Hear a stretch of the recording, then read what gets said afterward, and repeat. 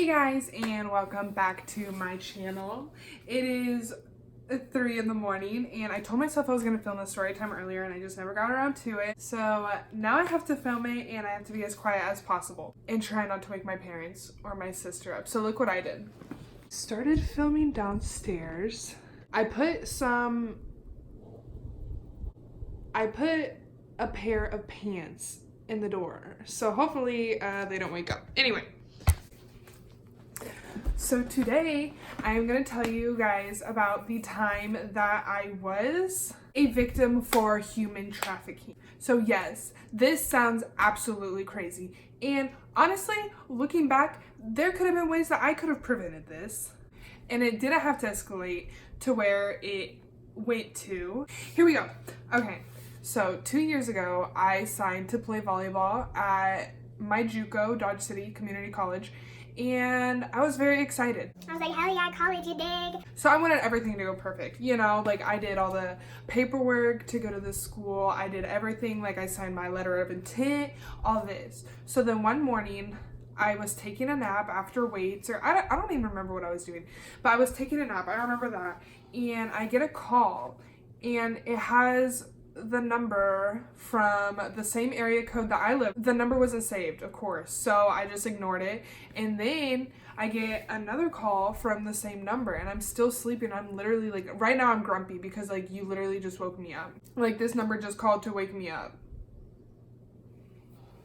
What the fuck? I was like, what the fuck do they want? I answer the phone and I'm like, hello? I have no idea. This guy just starts talking to me and he was like, is this Kate Warren? And I'm like, yes. And they're like, okay, this is so and so and so. They're like, are you going to college? And I'm like, yes. And they're like, well, you didn't sign this paper, so it's either you sign this paper or you're going to be charged and legal action would be taken. As I'm editing, I realized that I didn't really explain what they were talking about, but the paper that they were talking about was like something regarding a lot of money, like state money from the institution or something like that. So, and I was like, what are you guys talking about? And they're like, can you please hold and then we'll send you to the person who's going to explain like everything to you. And I'm like, okay. So then I wait a little bit on the phone and then my call got directed to a new person.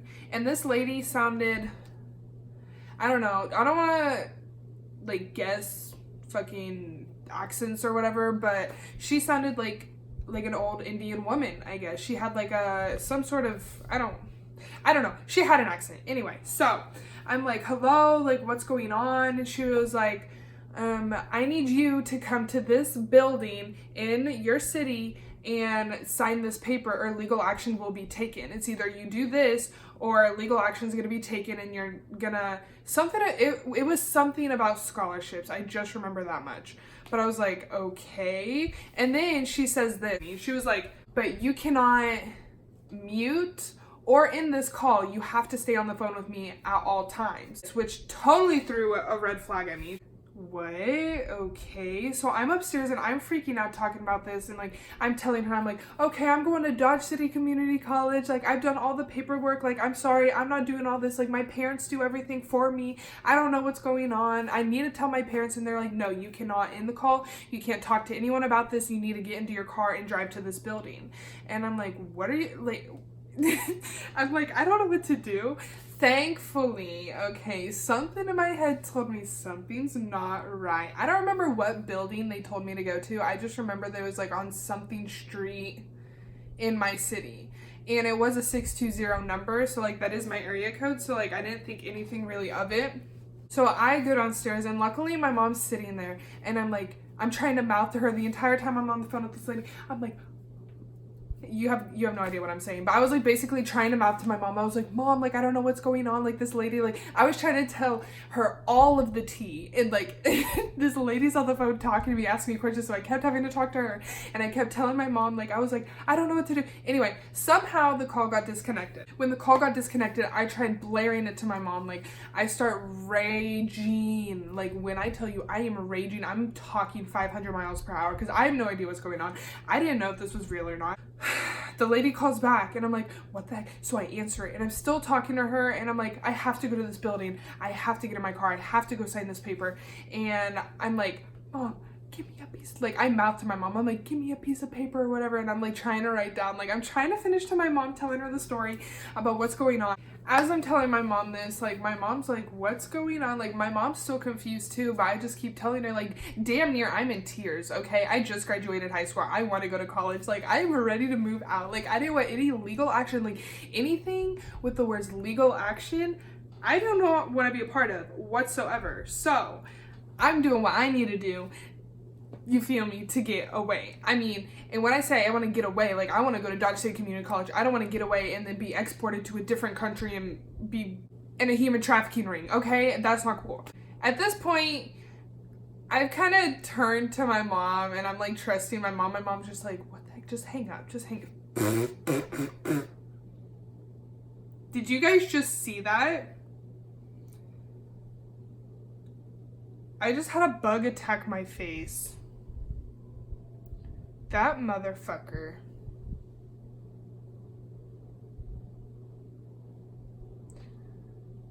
I see it.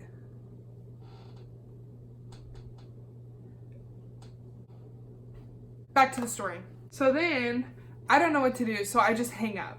And I'm trying to explain to my mom, I'm like, Mom, they're telling me that legal action is going to be taken and I need to go to this place. I have to get in my car. I can't talk to anyone else.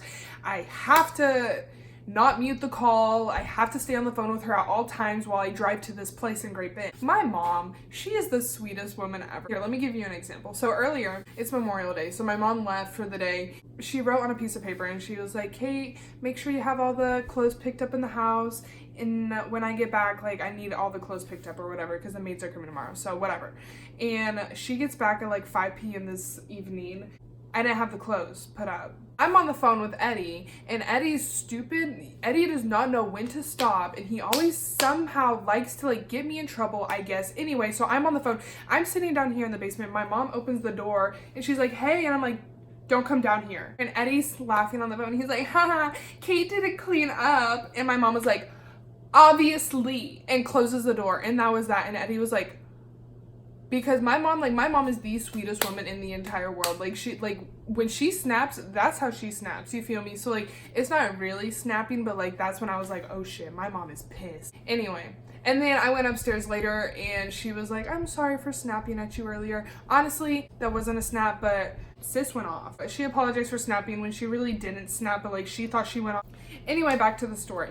And so when this number calls me back again, my mom answers this time, and I can just tell, like, in her voice, she was like, my daughter is 18 years old. If she needs to do something for school, then you guys have to talk through me.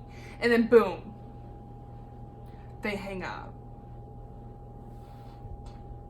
Honestly, that was the end of the story. So let me just recap. Anyway, I'm a dumbass. I woke up and I thought that something was gonna happen to me and nothing was gonna happen to me, but think about it though. If my mom hadn't have been in the living room, what could have happened to me? You know, I would have got in my car and then my dumbass would have drove into whatever building. I don't even remember what building it was.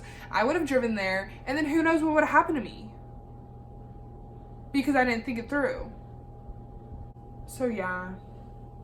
And that was the story on how I believe I was a victim of human trafficking. Let me know in the comments below if you guys believe that I was a victim for human trafficking, or let me know if is that even, like, this doesn't even make sense. Like, I was trying to piece it together. This makes no sense whatsoever. I remember I posted on my Finsta account back when I had it, and everyone was like, take that number to the police. Did I ever take it to the police? No. Hopefully no girls ended up falling for it, because I know that had I not had my mother,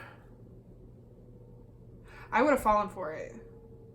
Thank you guys for watching this video. That was a short one. My next story time, I don't know what it's going to be. I'm going to start posting at least one video a week. I don't know what day I'm going to post them on, but anyway, I'm going to start getting more productive on here. So anyway, thank you guys for watching my video, and I will see you guys next time.